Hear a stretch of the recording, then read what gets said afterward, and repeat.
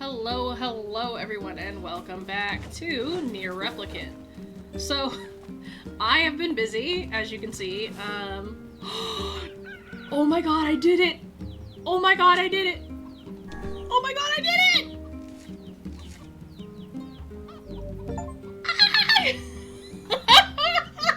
I got the Lunar Tear! Fuck yeah!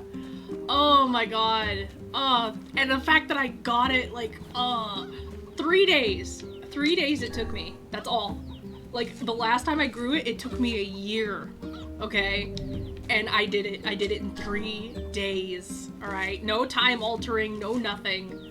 Like, 3 days of, I should specify, 3 days of having the hybrids. Alright? I still had to do all the gardening up to that point. Oh my gosh. Anyways, anyways, hello, hi, how are you? That is so exciting. Guys, you have no idea. It took me so long to grow a Lunar Tear the first time I played this game, and just the fact that I was able to do it. So anyways, for those, you know what? For those that are curious about growing your own Lunar Tear, since, you know, we're on it right now, first, what you want to do is you want to plant blue and gold moonflowers, right? But you want to make them alternating. So you want to do like blue, gold, blue, gold, blue, and then you want to make the second row gold, blue, gold, blue, gold, right? And you want to just keep alternating them like that. What you're looking for is you want to make a hybrid flower, which is the indigo moonflower, all right? Do not pick it. If you get an indigo moonflower, do not pick the flower. What you want to do is you want to wait for it to die so that you can harvest it and you can collect its seeds, right? And then you want to start planting indigo moonflowers. You want to get a decent amount of them, all right? Maybe like 30. I would say maybe get up to 20 or 30, okay? Then what you want to do is you want to grow red and indigo. So you want to alternate red and indigo moonflowers to create the pink moonflower. Once you get a decent amount of pink moonflower seeds, then you want to plant red and gold moonflowers, because you want to, then, create a peach moonflower. And then once you get a bunch of peach seeds and pink seeds, then you want to do alternating peach and pink. And then that is what is going to produce a white moonflower, aka the Lunar Tear. And it is random chance. Obviously, it's random number. There's like a very slim chance of you growing one, and that is why it's so exciting when you finally get one, because it is all just random chance. So. And then once you have all that, and then once you grow the moonflower, do not let it die. Obviously you want to pick it in order to get the achievement. So, and that's what I did. And I have been, the flowers, so they bloom in 12 hours and they die in 12 more hours. So,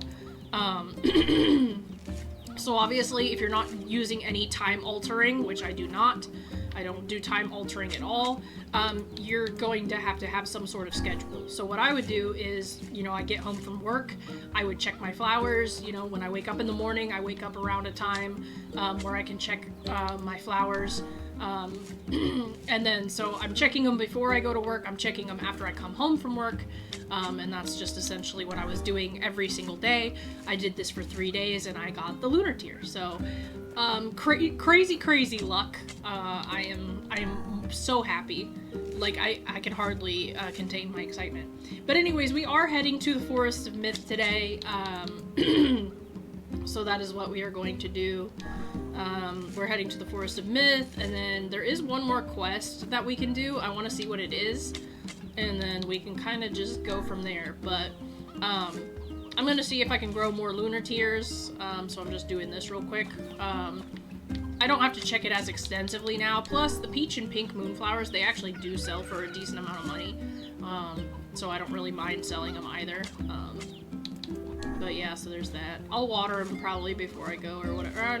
Well, yeah, I'll water them later. It's fine. I can't even decide now. I didn't even expect to start this episode this way, but I am definitely going to save. Even though I already got the achievement, like, that's not the point. The point is I got a white moonflower. I got a Lunar Tear. So I'm really excited. And I did it before the second half of the game, which makes it even more exciting.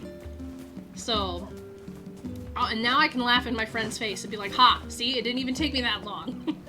Because he was making fun of me for me suffering again, as he puts it, because it is such a grind to get a Lunar Tear.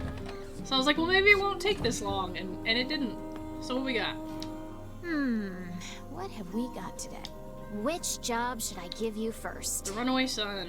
I heard from a man who wants you to track down his son.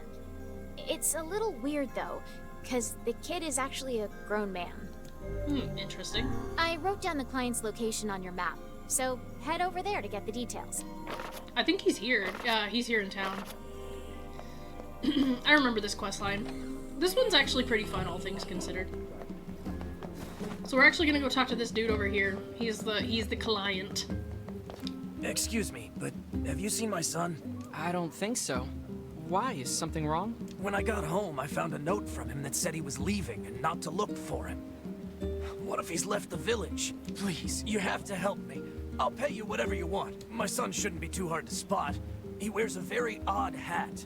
You can see it from a mile away. Okay. If I see him, I'll let him know his father is worried about him.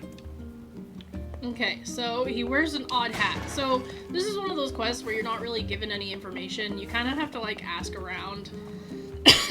There are some people that'll have some information. Not really sure, per se, where to get that information, but it's fine. I remember how the quest goes, but I don't specifically remember who to talk to, so... But... eventually we'll get some hints or other. I think we have to talk to one of the guards to see if he's left the village, because they would be the one to know. I just kind of forget what guards we got to talk to. So I'm gonna go look at all the guards. This isn't like a super long quest, I don't think. And actually, I think we might not even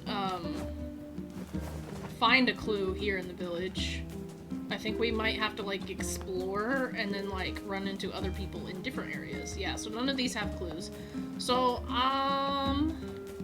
you know what? I'm not even gonna worry about it. Here's the thing. I am not gonna worry about it. We'll be able to find him later, I'm sure. We have other towns to go to and we have other things to do, so it's fine. We're gonna go to the Forest of Myth because that is gonna take a while. It's not like it's super, super hard, it's just that there's a lot of reading involved, and you'll see what I mean once we get there. Plus, we're not, I would say we're definitely closer to the second half of the game, but we're not super duper close, because we still have a good chunk of stuff to do.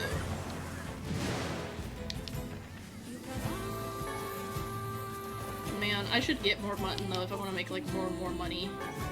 There's also a bunch more supplies I need to get as well. I haven't upgraded my weapons for crap. Normally, like, I am playing this game, like I said, a lot differently than I would normally play it, because I would literally spend, like, I don't know, like, way more hours actually, like, grinding things the hard way just so that I have everything. Like, I have all the weapon upgrades and crap, so I would do things a lot more meticulously, but because I've already beaten this game all 5 times before, and I'm just playing it for YouTube, I don't take things as crazy, I guess. But yeah, this is definitely like my favorite game of all time. But I've been thinking about, anyways, I've been thinking about what I wanted to play next, and I have a bunch of scary games I wanted to play. Kind of want to build on that playlist. Obviously, I know I have to finish, like, False Red and stuff, but I think the one-off stuff is just very refreshing. It keeps me from getting, like, burnt out as quickly with some games. So definitely I want to kind of indulge more in those one-offs so that I'm still beating games, I still feel like I'm making progress. Because part of the problem with a lot of the games that I've been playing are these are games that I've beaten before, like Okami, NieR Replicant, eventually like NieR Automata and stuff. These are games that I have already beaten, and so it's really hard for me to get into them per se, in a way that I think is entertaining, and it's because I already know what's going to happen, you know? I think games are exciting because half the time you have no idea what's going to happen, and it just, like, everything's like a surprise. But it's definitely not that way when you've already played the games before. And then you're always trying to think, like, how can I make this game, like, exciting, right? Because the game can only do so much, and the rest of it is based on, you know, I guess the entertainer, the content creator. There we go. That was the word for it. Ah.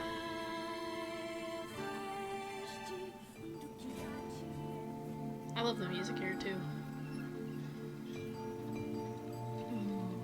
Welcome to the Forest of Myth.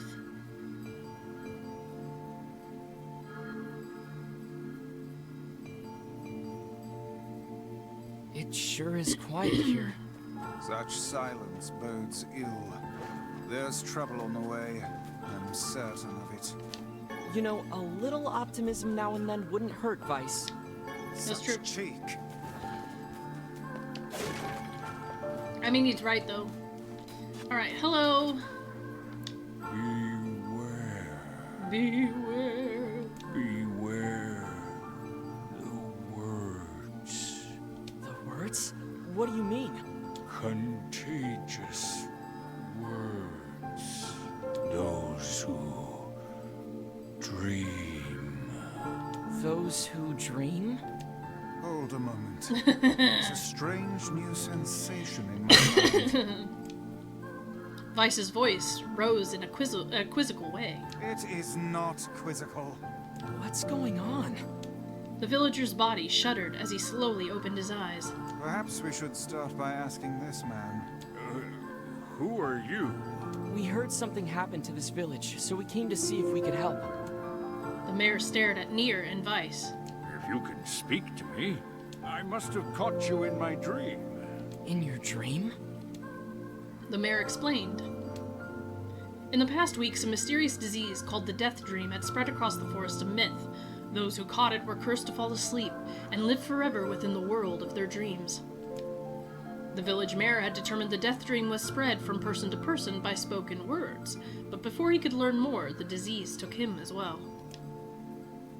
Vice stared at the mayor, his mouth twitching slightly. Now see here. He said, Are you saying that we have been absorbed into your dream? Well, yes. said the mayor. I think you have. In other words, Said NieR. we've caught the death dream? Before the mayor could confirm NieR's suspicion, Vice exploded with rage. Ridiculous. Preposterous. Completely unfathomable on every conceivable level. I don't even recall falling asleep. That's just how the death dream works. Though polite, the mayor was clearly trying to brush aside the book's remarks. My remarks are not to be brushed aside, fool. The mayor twisted his mouth into an embarrassed grimace, then quickly changed the subject to NieR. Oh, to who NieR had seen, and what they had discussed since coming to the village. Something there must have caused you to enter my dream. A certain conversation, a specific word, something. NieR and Vice racked their brains, but could not find no easy solutions. There were simply too many words to consider, too much random chatter, too many meaningless conversations. Grimoire Vice does not engage in meaningless conversations. The mere suggestion that Vice chose his words carelessly seemed to sting his pride. It does not seem to sting my pride, you bloated gasbag of a narrator. It has demolished it utterly. Irritated, Vice looked skyward, as if searching for answers in the heavens. I was doing no such thing. Just leave me alone already. The anger created by his harsh words bled over to NieR like a contagion. Wait, said NieR suddenly. Did someone just say contagion? Yes, I believe so. What of it? Well, that villager told us to watch out for contagious words, right? The mayor leaned forward with renewed interest, pushing a startled Vice aside in the process. He must have said something, right? Asked the mayor. Some specific combination of words? What was it? It was about dreaming, or something that dreams, or... Oh, what the hell was it? A sheep? Cried Vice suddenly, blurting out the first thing that popped into his head. The others stared at him for a moment before slowly shaking their heads. After a few more minutes of thought, NieR's face suddenly lit up. I remember, he said. Those who dream. That's what he said, I'm sure of it. At this, the mayor produced a thick sheaf of papers from his pocket. He flipped through them a few times before finally nodding his approval at NieR. That sounds right, he said, as a stray sheet of paper fluttered to the ground. My notes also mention something about that. I bet it was the last thing you heard before you fell asleep. The mayor shook his head, his worn pencil stub tracing lines across the lone piece of paper. For this last month, I've done nothing but study this disease we call the Deathdream, he said. I mean, I'm the mayor, right? It's my job to protect people from whatever comes along, but I never expected a couple of outsiders to start entering people's dreams. The mayor paused, a grimace crossing his face. I should probably be taking notes or something. Vice immediately fired back. I applaud the force of will it takes to research a disease in your dreams, he said, but perhaps we should bend your efforts to escaping this place instead of trying to understand it. The mayor's hand tightened around his pencil, snapping off the tip. I've tried to escape. From the very first moment I realized I was locked inside my own dream, I've been looking for a way out, but I don't think it exists. I mean, this is my dream, right? If there was an exit, I'd know about it. He paused for a moment, his unfocused eyes staring at nothing. My village was beautiful, he said to no one in particular, and it was filled with the most wonderful people you could ever hope to meet. But once this disease took hold, things changed. It's like someone took a sponge and soaked all the color out of our lives. I just want us to be whole again. I want us to be free. And I won't stop trying until it happens. NieR nodded in agreement. Huh? Wait a second. I didn't nod. Look, if we can be of any help, said NieR, just ask. Now hold on, I did not just say that. Silence, cried Vice. The grimoire looked from NieR to the mayor and back again, his face filling with confidence. Grimoire, Vice's face is always confident, thank you very much. Now see here, Mayor, you told us that nothing can exist in this dream without your knowing of it. But yet you seemed surprised to see us when we first arrived, yes? The mayor suddenly raised his head, realization dawning on his face. Oh my god, he said, you're right. You're right. I had no idea you were coming. The human imagination is a limitless machine, or engine, said Vice. And dreams are the fuel. If you can imagine an exit, then it must be so. With your permission, we shall search it out. Thank you, said the mayor. I don't know how I can repay you.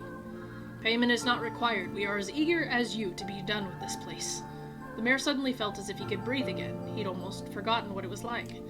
Good luck, you two, he called at the departing forms of NieR and Vice. We're all counting on you. As NieR slowly faded into the misty forest, the mayor was struck by a sense of déjà vu. I saw this man once before, he thought. But where? NieR's mood darkened as he trudged through the forest. Hours earlier, when the beauty of the place was still a new thing, he'd been confident they could get in, find the exit, and be home in time for dinner. But the deeper they went, the more the forest closed in around him. The mist made it difficult to see more than a foot in any direction, and moss-covered rocks seemed determined to twist his ankle.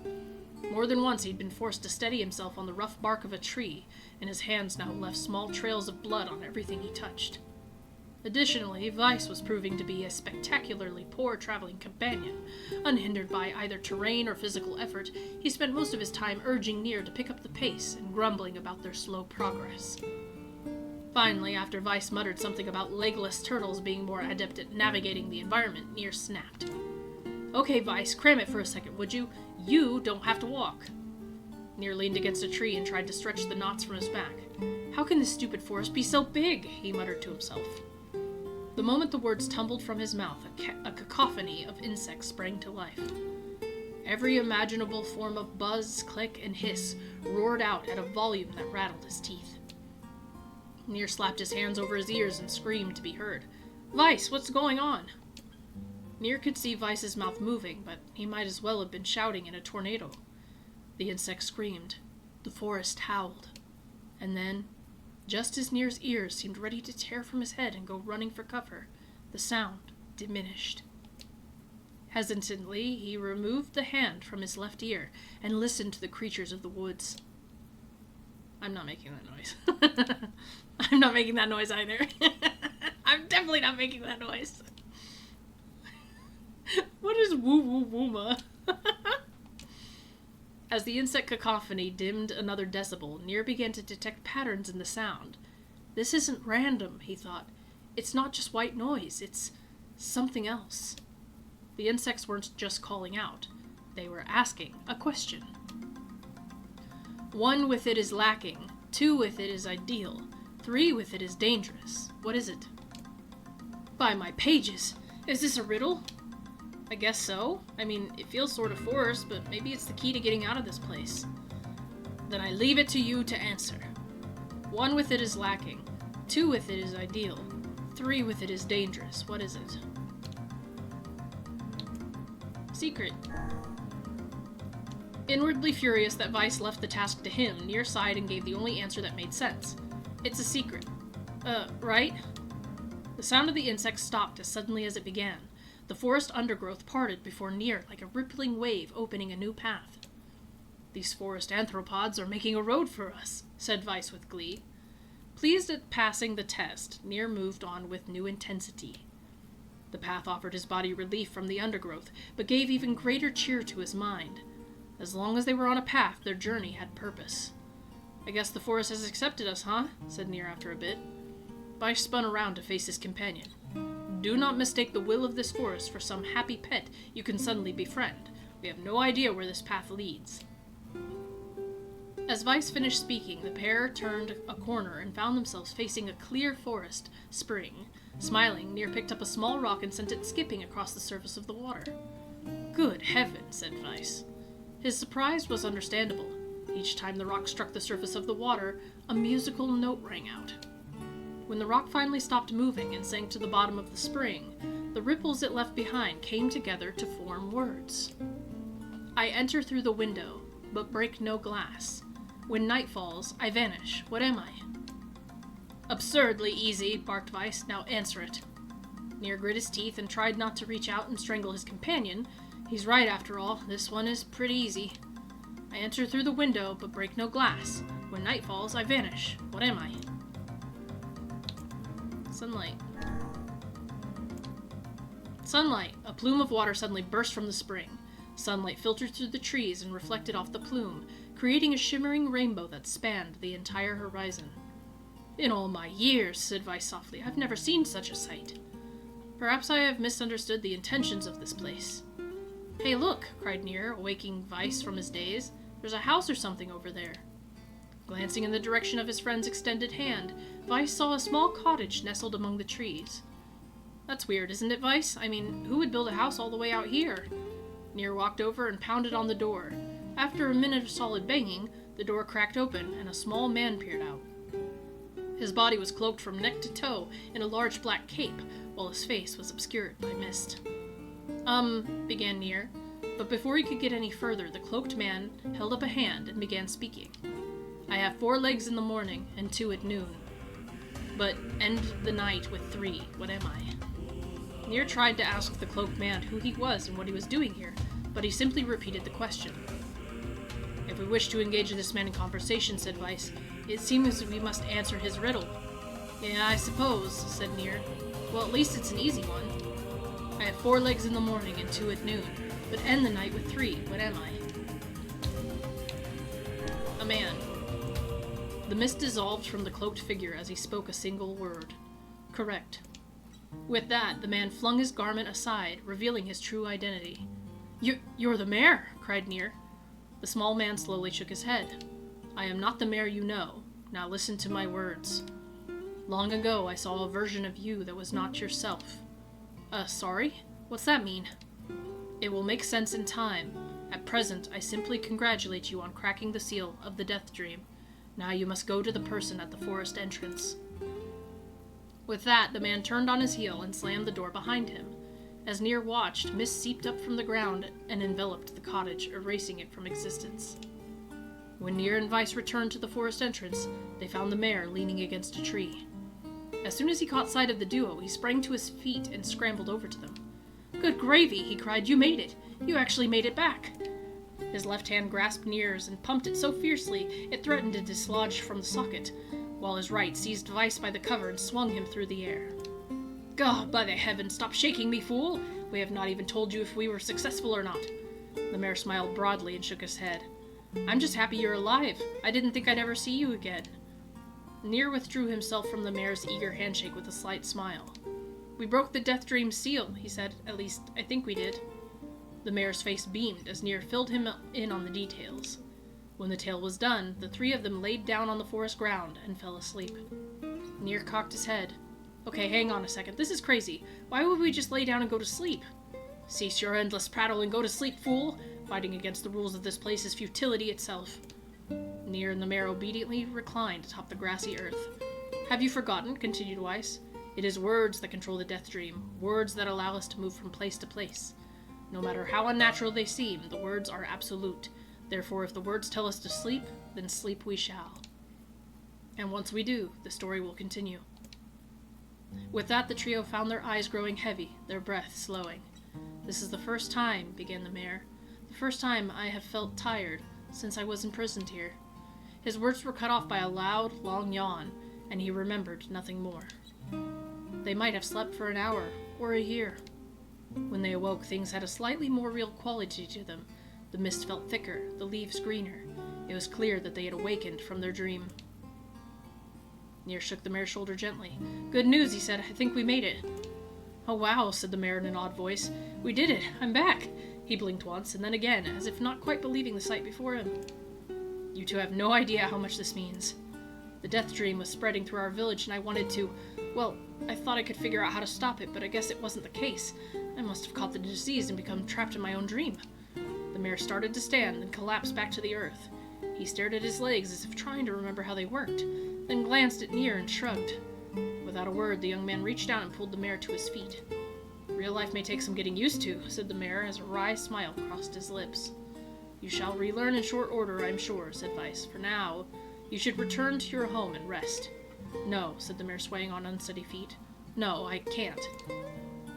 Some of the villagers are still trapped in the Deathdream. I have to save them.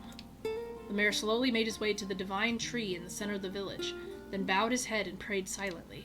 This is a holy tree, he explained when the prayer was finished.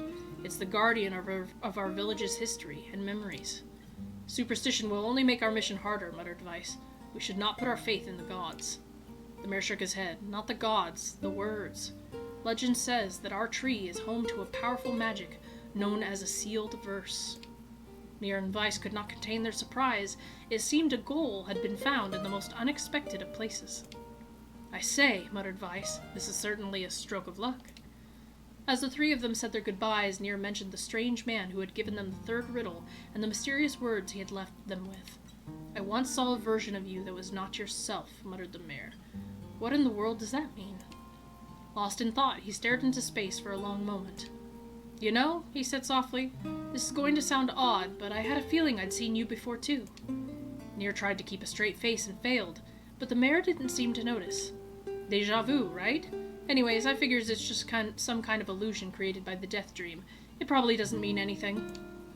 NieR gave the mayor a nod and a smile, but inwardly his thoughts were racing.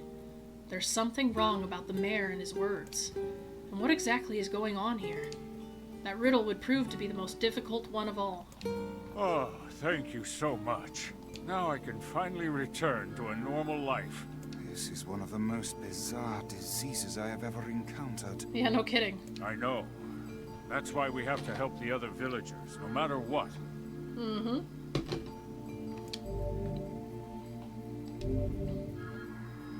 Alright. So now I have Dark Execution. Sealed verse. That didn't take much effort. Yes, all a touch too easy if you ask me. It's almost as if someone was guiding us to this village. Don't overthink it, Weiss. Okay, so I guess now we have to help the other villagers. There are two of them. This person must be dreaming too. It would appear that way, yes. Enter the villager's dream? Yeah. Can't say I'm very excited to go back there.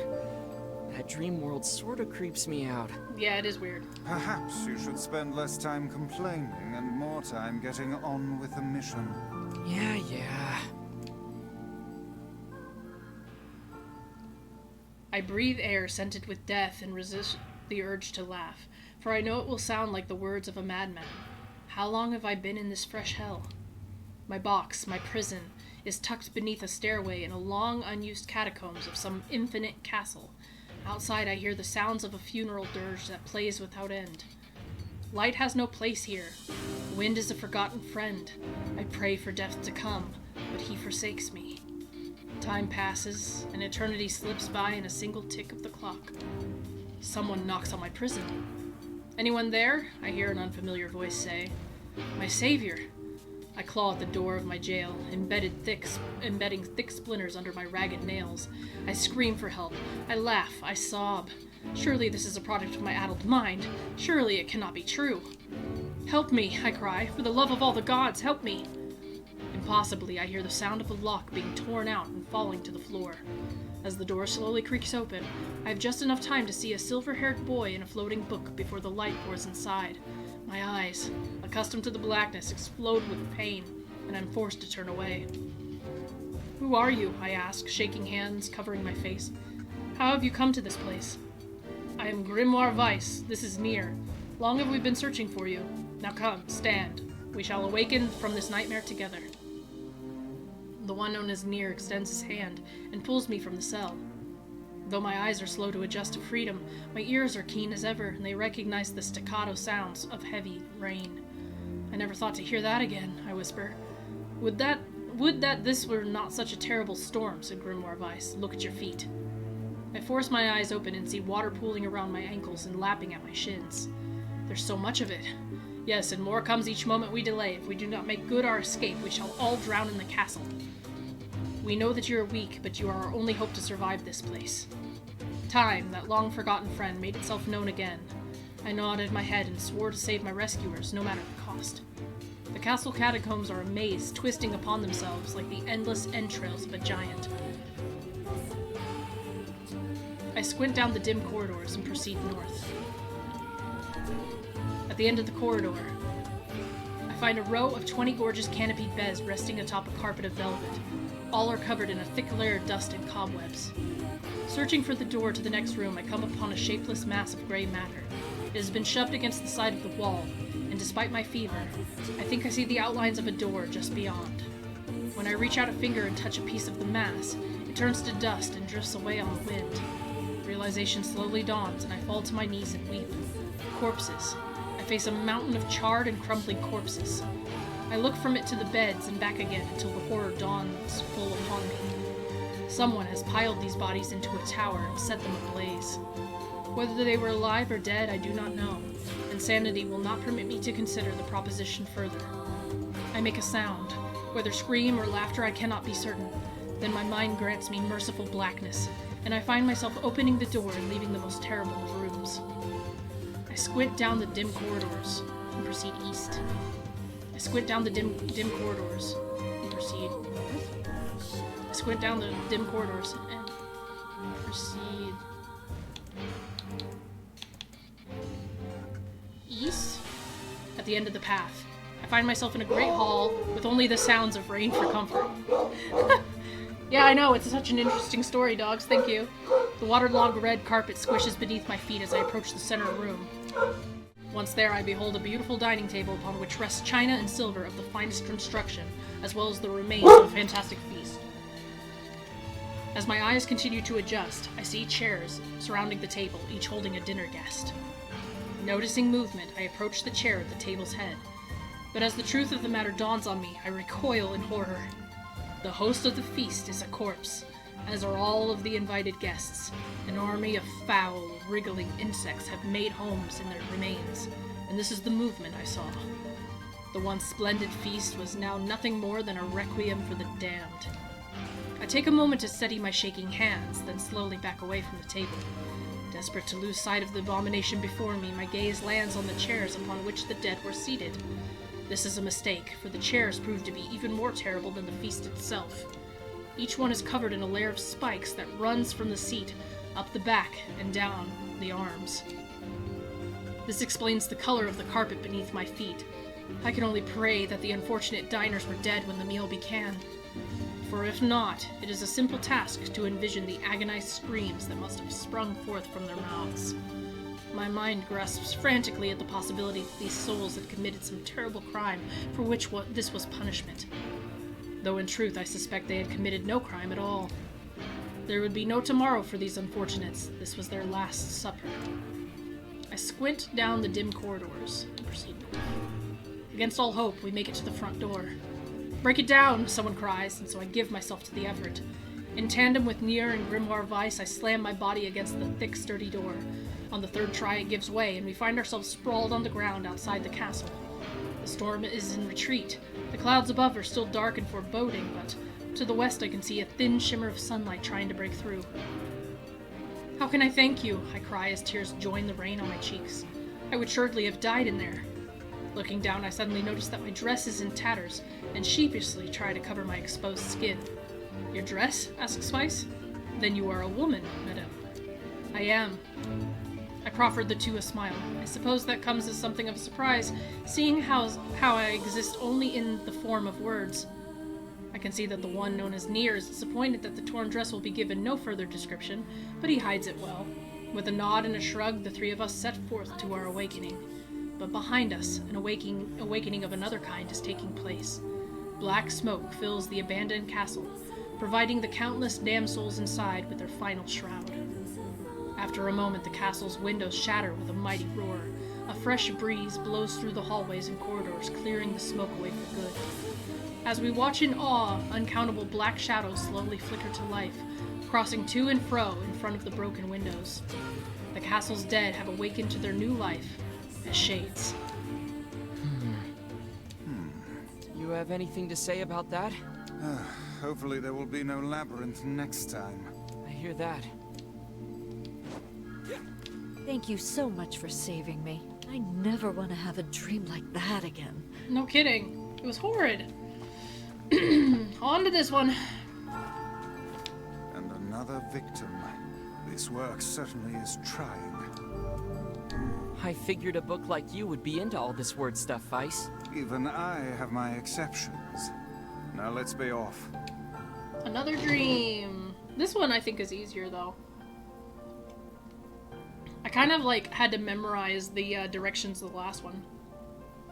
A colony of massive sculptures was visible in the distance, their tall forms scraping against the sky. Weiss and NieR had never seen such a sight, and their eyes widened as they tried to take it in. Those buildings must be huge if we can see them from this far away. What do you think, Weiss? As Weiss considered his answer, the sun beat down on them with renewed ferocity. Perhaps they are some manner of mirage, he said. Under this heat, a mirage or two would hardly be an unexpected sight. NieR nodded and wiped the sweat off his brow, leaving a trail of sand in its place. He thought he'd never been so thirsty. The ancient road on which they walked was black and cracked with age. Here and there, thin wisps of grass pushed up through the rocky surface, as if defying those who had laid this material down over their home. The heat reflecting from the road made NieR lightheaded. His feet hurting, he crouched down to rest. I don't know how much longer I can do this. Is someone playing a joke on us or what? The complaining had already begun. Weiss tried not to let his eyes roll too much. A joke? He said. No, no joke. This road leads to the city of art. Perhaps this path itself is simply some manner of grand artistic work. You don't sound very sure of yourself there. Perhaps not, but thinking of it in this way might make it easier for you to bear. NieR glanced at Weiss's grinning face, shook his head, and resumed walking. As time passed, NieR's feet grew more painful, and his throat drier than he thought possible. He tried not to look further than the next step ahead, because the bright sunlight made him hesitant to trust his own senses. "We're definitely getting closer," said Weiss, in an effort to cheer his companion. "Yes, this much is certain." Encouraged, NieR lifted his gaze. Suddenly, he stopped walking, choosing instead to stand in the middle of the road, with his mouth and eyes wide open and his finger pointed in the distance. "Water!" he cried. "It's water!" "Water?" asked Weiss. "Preposterous. I don't see any water." "Over there, just ahead of us, look! The sun is reflecting off it!" Without waiting for a response, NieR sprang to life and bounded towards the sight. What in the... There was no water. There was nothing but sand in every direction. NieR closed his eyes and sighed as Weiss floated up behind him and chuckled softly. "I believe this is known as a mirage," he said. "Many a desert traveler have spoken of such things." NieR shook his head, bewildered. Suddenly he pointed off in the distance, his eyes wide once more. "Wait, there it is! I just missed it! Look, it's right there!" NieR sprinted off again, leaving Weiss with no choice but to follow. After a few minutes of running, NieR came to a halt. "I could have sworn it was right around here." Confused, he put his hands up to his eyes and rubbed them vigorously. As soon as he stopped, he noticed a blue, shimmering pool of clear water just over the next rise. With a shout, he bounded off in search of it. The chase continued for nearly an hour, until an exasperated Vice finally floated up to NieR and struck him in the face with his cover. Enough, you blithering idiot! Stop this at once! There is no water here. NieR's face clouded. There isn't? There is not, and perhaps next time you will listen to me when I tell you as much. Vice paused for a moment, then continued speaking in a slightly kinder tone. However, I suppose this mad chase was not altogether wasted. It seems we have arrived in the city of art. NieR looked up. Stretched out before him was a row of impossibly tall sculptures. Their journey was at an end. They're huge, cried NieR, completely forgetting the heat and pain of the past few hours. I've never seen anything so big. Each sculpture was formed from roughly the same shape, a tall rectangle that stretched up towards the sky, but that is where the similarities ended. Most were covered with panes of glass that reflected light in 1,000 directions, while others seemed to be nothing but frames of steel. Some had tall spires at their tops, while others possessed triangular caps. What kind of city is this? Said NieR. Where are the people? Where are the houses? Perhaps the land is intended exclusively for artistic use? The debate continued as they made their way through the city. Miracles of artistry were everywhere. Great iron crates with wheels sat silent on steel rails. Beautifully carved works with lights of red, amber, and green dangled over every street. As they moved away from the massive sculptures, they found a great array of smaller ones. Some were covered in glass or brick, but many were composed of materials they had never before encountered. The sheer variety of colors and styles was staggering. Unable to find a theme or purpose to the abstract works around them, NieR and Vice eventually fell silent. On the outskirts of the city, they discovered 3 sculptures in the shape of humans. NieR uttered a sigh of relief as he approached them. Finally! I was getting tired of modern art. The 3 statues were indistinguishable, except for a single word chiseled into their right arms. One read Alpha, one read Beta, and the final one read Gamma. As NieR moved to touch the nearest statue, a bird flew from the top of one of the sculptures. Alighting on the statue's shoulder, it emitted a brief, beautiful song that took the form of words. Only one form is real, the others are false. The real form will always speak the truth. The false ones will only speak lies. With that, the bird departed. As if on cue, the 3 statues shuddered to life, acquiring color and form as they began to breathe. Hey, look at that, said NieR. They're alive. The triplets bowed low before NieR. Please, said Alpha. You have to get me out of this nightmare. I am real. Stop lying, said Beta. He turned to NieR and threw his hands up in the air. Alpha's a fake. Alpha's a fake, you know. I'm the real one. What a load of crap, said Gamma. Beta is fake. Everyone knows I'm the only real one around here. Their respective pleas given, the 3 statues returned to their frozen state as silence once again enveloped the city. Alright, I'm bad at these riddles, so I'm gonna have to read this a couple times. I forget the answer. So Alpha says he's real. Beta said that Alpha is lying. And it said Alpha's fake. And it says I'm real. And it's like, what a load of crap. Beta is fake. Everyone knows I'm the only real one around here.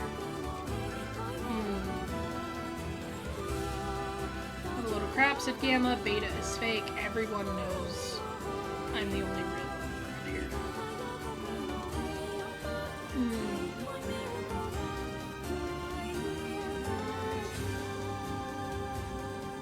Let's see, Alpha's a fake, you know, I'm the real one.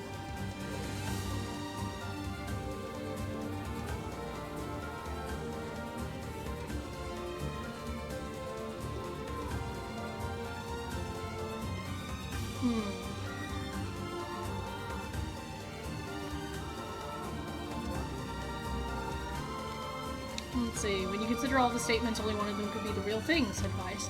NieR furrowed his eyebrows and considered his answer. Only one form is real, the others are false. The real form will always speak the truth, the false ones will only speak lies.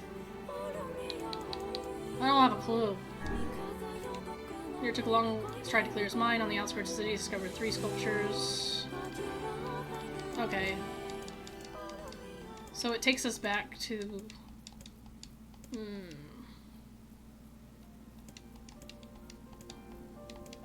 I'm just gonna have to, like, the real one's beta.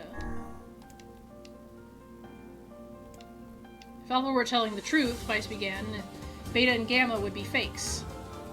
But in that case, Gamma's claim that Beta is a fake would be the truth, even though Gamma is a liar. Therefore, the theory crumbles. Now let us presume that Gamma spoke the truth. That makes Alpha and Beta liars. In this situation, however, Beta is calling Alpha a liar, which would leave us with two statues telling the truth. Finally, let us assume that Beta is telling the truth. If so, Alpha and Gamma's lies would make sense, therefore Beta must be real. As Vice finished his explanation, Alpha and Gamma crumbled soundlessly into dust while Beta sprang to life once more. "Congratulations, villager," said Vice in a cheerful voice. "The time to awaken has arrived." "Thank you for saving me," cried the villager. He dropped to his knees and bowed his head as low as it could go before an uncomfortable NieR pulled him to his feet. "Why did you have a dream like this?" asked Vice. "Have you been to the city before?" The villager slowly looked around at the bizarre objects and sculptures that dotted the landscape, then shook his head. I don't think so. I mean, it's impossible, right? There's no way I could have ever been to a place like this, but at the same time, I feel like I've seen it before." "Deja vu," muttered NieR, "just like that mare." The vague sense of unease that struck NieR during the mare's dream spread once more through his mind. That was rough. I am positive I have seen that place before. Okay, that's enough. Don't need you getting all weird on me too. Okay, there.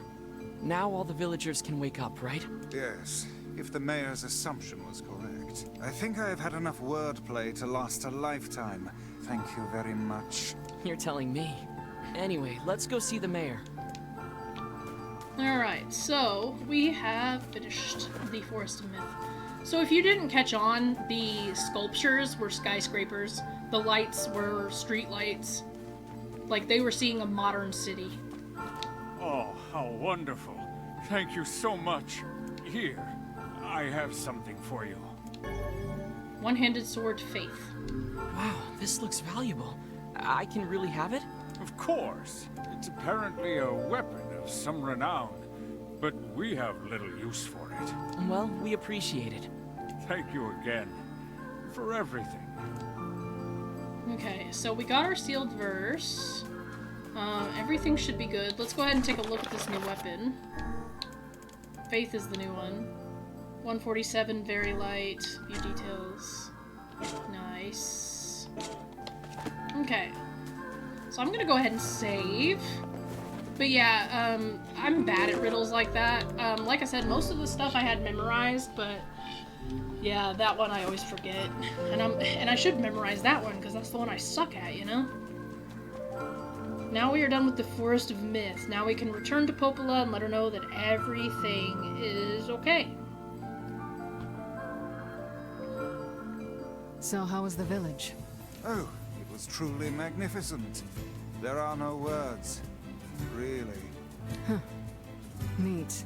Let's get back to Popola. She'll probably want to know what's going on in there. Neat. Such an enthused answer, but honestly, I don't blame her.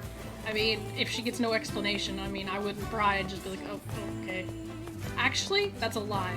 I would absolutely freaking cry. Like, I would be so curious. I'd be like, okay, you've got to tell me what happened.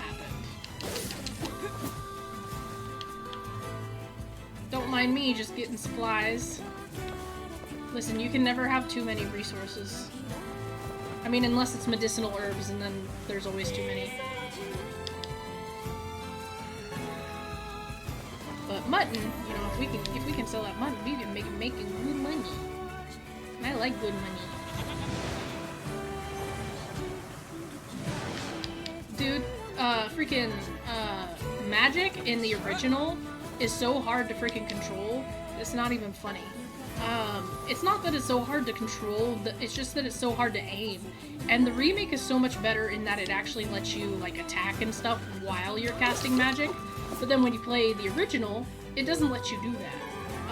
So I often forget that I can do both, which is why I tend not to move whenever I'm casting magic. Because in the original, you can't do that. And so, yeah, I always forget. I always forget, like an idiot.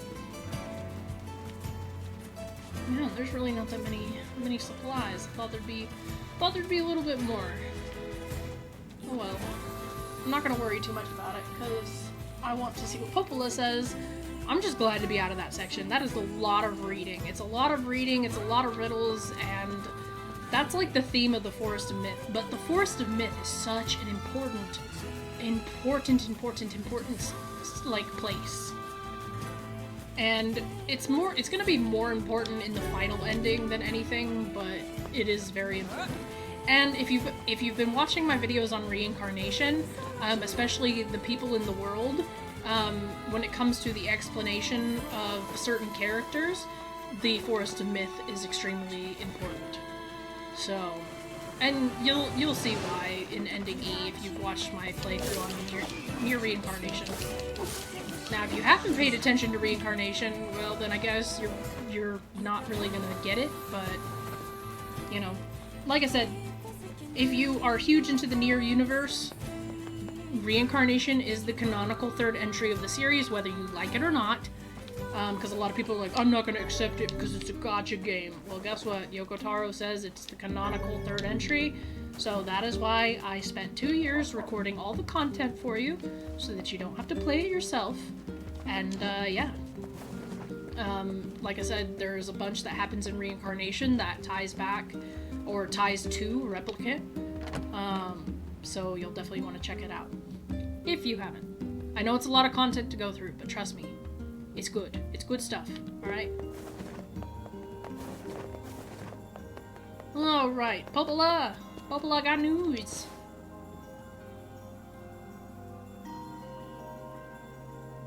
The Deathdream certainly is a strange illness. Yeah, it was something alright. Even I, with my natural love for words, have no desire to visit that place ever again. You guys did well. You've been making a lot of long trips lately. Are you sure you're not pushing yourself too hard? I'm okay. I can't just sit around all day while Yona's sick, after all. If you say so. So, anything I can do for you? Well, I suppose there is one thing I could use a hand with. Have you heard about our plans to repair the canal?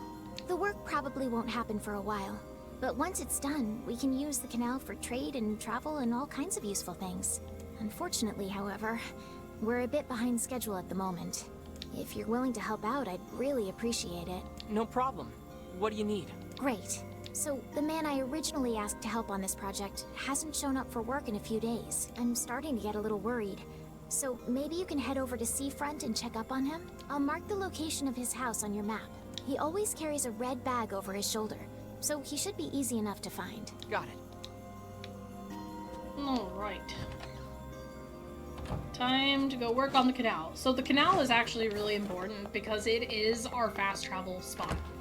So it's something that we definitely want to make sure that we're doing.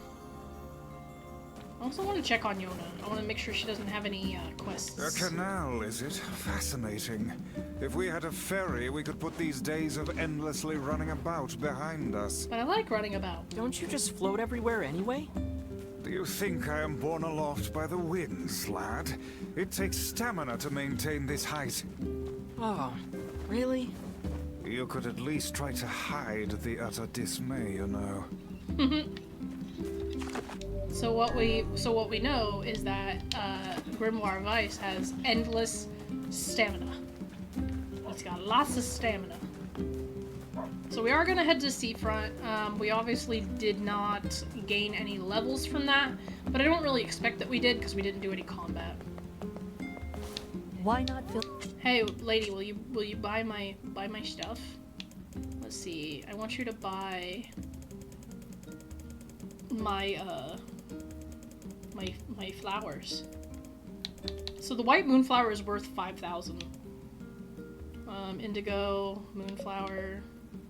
You can have those. You can have 7 of those. You can have 7 of those. I keep 1 of each flower, so. I have a lot of blue moonflower seeds that I don't need, but whatever. I hope you grow some real beauty. Sure. Okay, and we still do have to find that guy's son.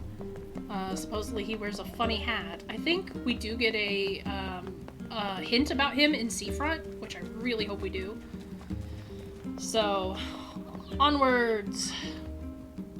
I think, let's see, what else? So once we get the canal working, we still have like one more character that we need to encounter.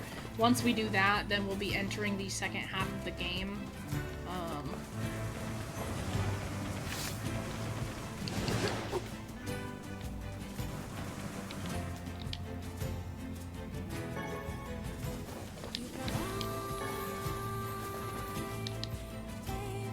Like I said, never skip on resource gathering. Unless it's medicinal herbs. I wish the medicinal herbs, I don't know, I know that you're like essentially taking a chance because you're just picking up stuff, you know? Like, I get it, I do.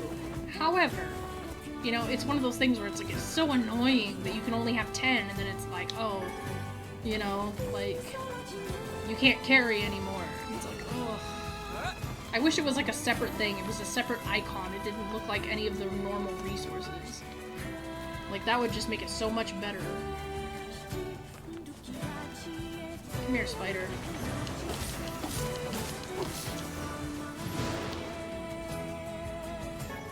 Giant spider silk. I was really hoping to get the rainbow silk. I can worry about that later, though. I don't really need it for anything right now. At least I don't think so. Also, my game has been having some serious hiccups lately, so I really hope it doesn't happen. Like, I changed the settings. I don't know, something about my PC. After NVIDIA did an update, like, my game, like, this game just did not want to run anymore. And I don't know what it was. So I messed with the NVIDIA thing, because they like really messing up my games. So I changed some things, and it seems to be running better now, but I don't know, it might still have some hiccups. Hopefully it does not. Alright, so the guy with the red bag should actually just be here. Yep, he's right there. I want to see if if we get any hints about the dude in the hat. Because I swear there's supposed to be, yeah, there's supposed to be something. Hello? Guy in the funny hat? Hey, are you the kid who ran away from home? Huh? Oh man, how'd you... Your father's worried sick about you. Why'd you leave anyway? Because he wants me to, like, take up the family business. And I ain't doing it, man. I'm a rebel. Yes, we can see that. Well, perhaps you should let your father know that you're alive and well, and also explain to him why you left. Oh, man. Why do people always gotta hassle me? Yeah, alright, I'll do it. But first, you gotta do something for me, man. The guy who runs the tavern's been helping me since I got here. And I want to give him something nice. I was thinking I could, like, cook dinner or something, but I don't have any ingredients or whatever, so, yeah. If it'll get you back home to your father sooner, then fine, I'll help. What do you need? This guy, man, he don't eat nothing but fish. All the time, every day. Fish, fish, fish. So I was thinking he might, like, want to try eating meat or whatever. You know, for a change. So, could you get me, like, 5 pieces of mutton and 3 pieces of goat meat? I can find the pans and spoons and stuff, so just bring the meat to his place whenever, man. Looks like we've got everything the runaway kid asked for. Let's go make the delivery. Yeah, let's do that. Ugh. And this is one of those quests that you can't complete during the second half of the game, so it's best to do it now. We'll be back for you, Red Bagman. The Red Bagman is actually one of my favorite characters as well. Like, he's a really good character. This game has a lot of good characters, so...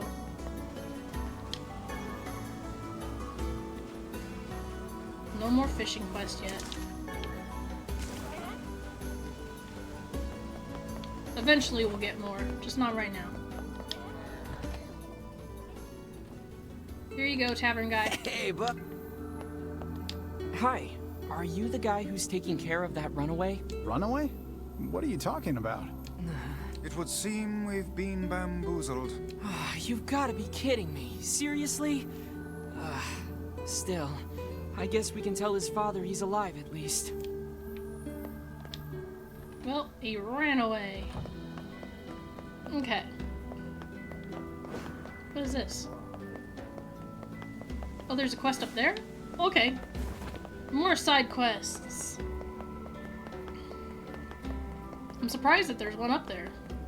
We'll be back for you, Red Bag Man. I was gonna go to the beach anyways, because we still need to find dark pearls.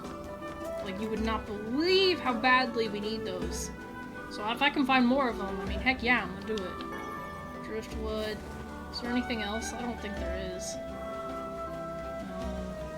But they are hard to see because the sand is so freaking bright, so I always try and check regardless. Alright, up towards the lighthouse. Let's see what's going on. It's probably that they need lighthouse parts. I think that's one quest that we end up having to do. Because now that the lighthouse lady's gone, nobody knows how to run it. What's up? Hey, you gotta help me out here. You just gotta. I'm having serious girl trouble. Oh no, not girl trouble. See, there's this girl that I'm pretty wild for, so I asked her out. But she won't even consider it unless I take her to a really nice restaurant.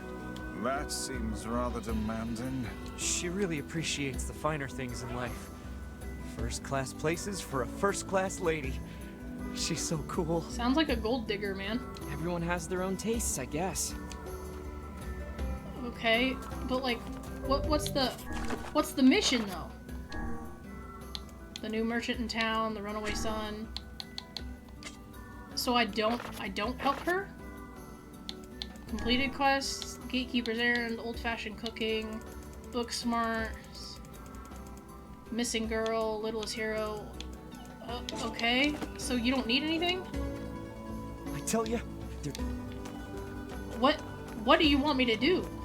I didn't do anything. What was the whole point of that?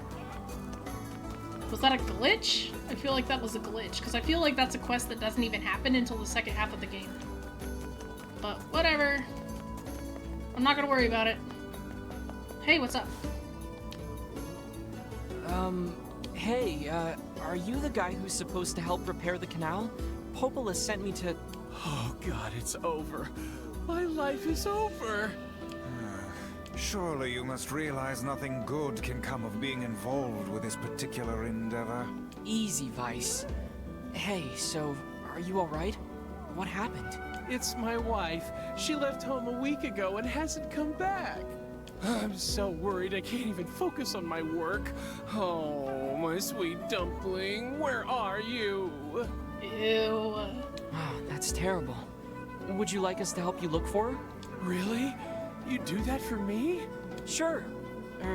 But do you have any idea where we should start? Well, she always used to enjoy drinking at the tavern with her friends. Alright, then I guess we'll start with them. Thank you. This means the world to me.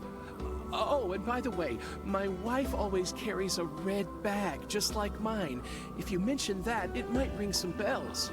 I've met some odd couples in my day, but none who felt the need to wander about flaunting matching luggage. You've never met Disney couples, clearly. You need to get with the times. Coordinated outfits are all the rage. Gross. Plus, these bags are special. We bought them for our anniversary. But now my sweet dumpling is gone. And it's all my fault. Oh, God. Okay. Just stay calm. We'll go look for her, alright? You sit tight. I'm willing to bet that man knows more about his wife absconding than he's letting on.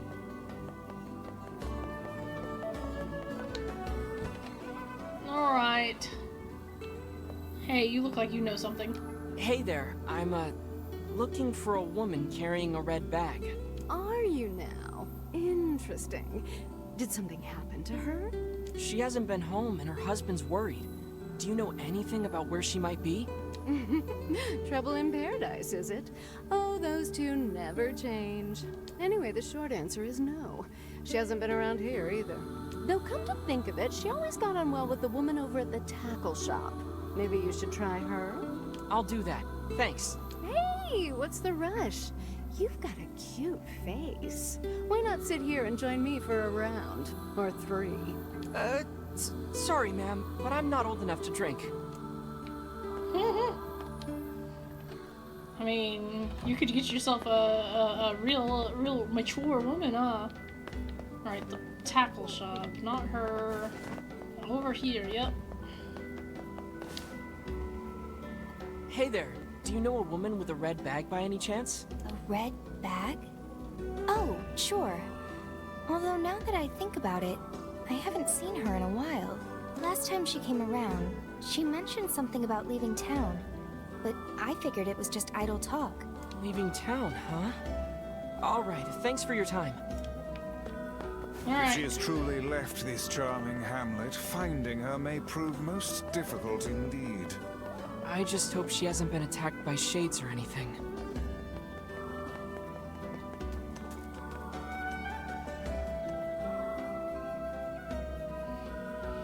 Alright. You know, when I first started this quest, I was really like, oh crap. I was like, man, this game just likes killing people. Or at least assuming that they're dead. So, I don't know. Maybe this quest will shock some people, maybe this quest won't shock some people. Alright. Now, where is this lady?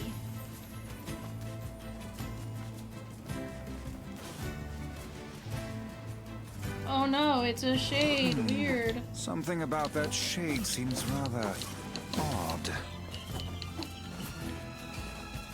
Wink. Obtained red bag. Hey, look at this. It is identical to the red satchel carried by the man who sent us on this mad quest. Perhaps it belongs to his spouse. Oh no. Do you think the shades got her? I fear it likely, lad. I sense no other activity in the immediate vicinity. We were too late. Well, this is terrible. What are we supposed to say?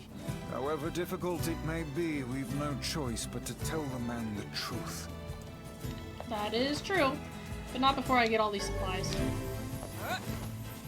Then we'll give him the sad, horrible, terrible, sad news of his poor wife and their matching bags.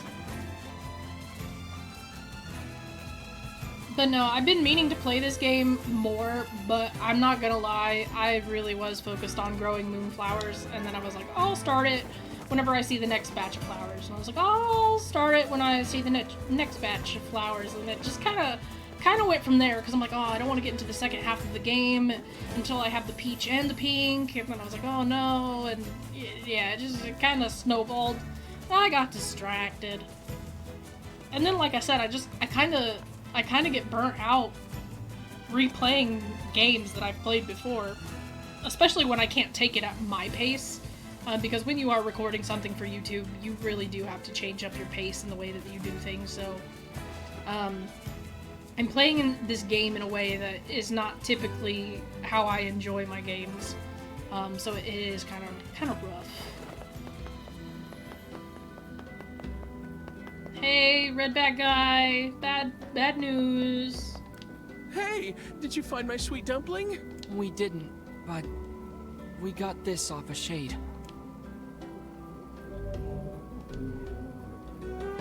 Oh no, this is hers. So our fears were correct. Oh God, how could this happen to her? This is all my fault. Why is it all your fault? If I may, my good man, why did your wife leave home in the first place? It's because I think we should give him some time to himself, Vice. Okay.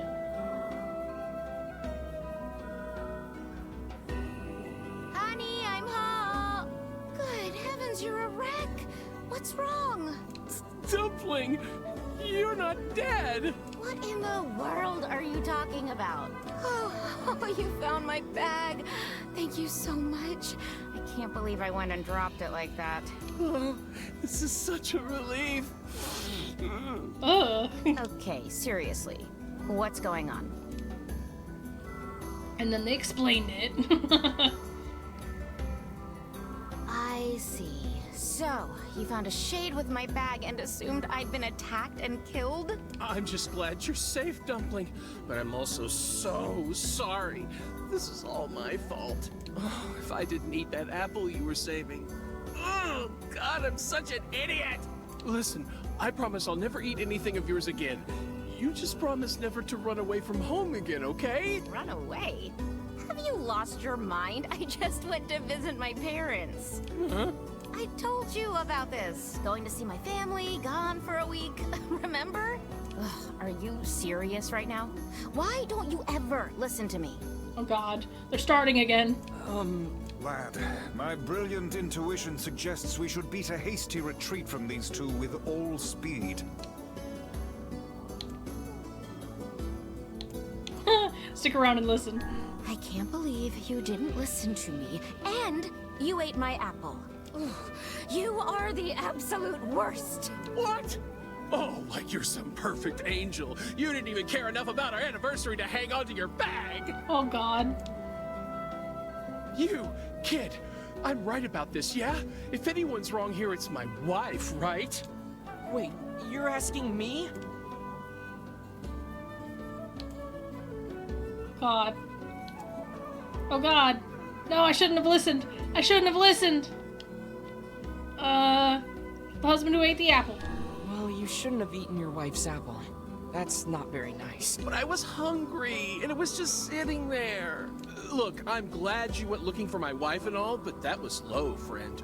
Low. Did I cross a line there? Besides, it's pretty rich to come after me for an apple when you threw away my entire stamp collection. Ooh, no, she didn't. Ha! You're damn right I did, and I'd do it again. You are nothing but a hoarding slob. Oh no. You there. My husband's in the wrong here, isn't he? Pardon, but madam, Who's in the wrong here? Oh, enough. The both of you are at fault. Now apologize to one another and end this ridiculous display. Talk for a floating magazine. Damn! I see you finally agree on something. They just keep fighting. Oh no! Not an hour. Do you not even understand how frustrating this is, you colossal oaf? This is exactly what I hate about you. Fine, hate me. I'll still sleep like a baby knowing I'm not an unreasonable hag like you. Vice, what do I do? You turn on your heel and walk away as fast as your legs can carry you, my good lad. That's it. I have had enough. Instead of belittling me, why don't you get a proper job? Everyone in the neighborhood treats me like dirt, and it's all because of my unemployed slob of a husband. Actually, I have a job now. Wait, you what? You're kidding. Why didn't you tell me? That's great. What? Well, I sort of wanted it to be a surprise. Oh, you big silly Billy. Well, this calls for a celebration. Come on, I'm going to bake you a nice apple pie. What the fuck? That's toxic. That is a horrible relationship. I have no idea what just transpired, but it has utterly exhausted me. Me too, Vice, me too. Well, looks like they made up, so all's well that ends well? In the course of all that madness, I have forgotten why we even came here in the first place. Oh heck, the canal! We need to ask him about the canal! The canal. I can't thank you enough for all your help. Sure, but listen, we need to talk to you about the canal. Oh, right! That's why you came here in the first place, huh? Well, now that my love life is rolling in clover again, I'd be more than happy to get going on the canal work. Okay, so now that we have done That was exhausting. Tell me about it. Anyway, let's go give Popola an update. And we will. But we will have to do that in the next episode because we have run out of time. But anyways, alright, leave a like if you like the series and if you want to see more. I mean, I'm gonna keep playing it, but anyways, yeah. Have you ever been in a relationship like that? I mean, be honest with me, because I have seen people like that, and that crap is crazy. It would drive me nuts. I wouldn't be able to do it. But anyways, so if you want to talk about crazy relationships, or just NieR in general, go ahead and leave that in the comment section down below.